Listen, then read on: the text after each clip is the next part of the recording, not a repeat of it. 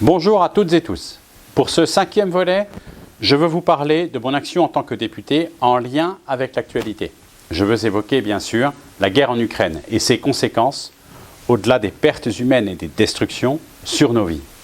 L'impact de cette guerre sur le coût des biens de première nécessité, je pense à l'énergie mais aussi à l'alimentation, est considérable. Ce qui nous conduit à avoir une action pour soutenir le pouvoir d'achat, parce que cette hausse des coûts n'est pas accompagnée d'une hausse des salaires, ni du niveau des autres formes de revenus ou de pensions. Or, l'action du gouvernement ne s'est pas interrompue pendant cette campagne législative.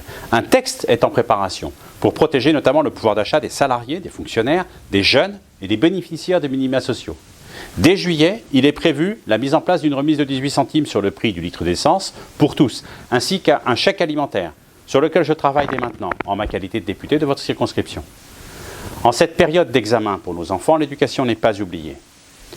Quant à l'urgence climatique, pour la première fois, elle est hissée au rang de priorité de toute l'action publique en relevant directement des missions de la Première ministre.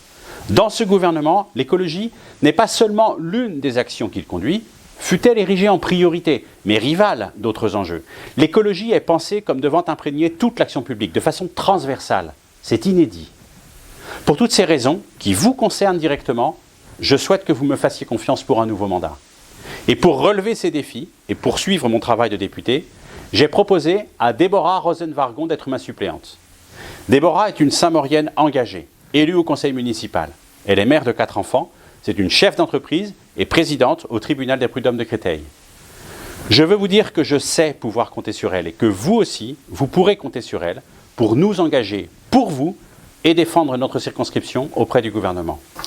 Alors, les 12 et 19 juin prochains, allons voter et mobilisons-nous pour offrir une majorité forte au président de la République. Avec Frédéric Descrozaille, nous nous engageons pour vous.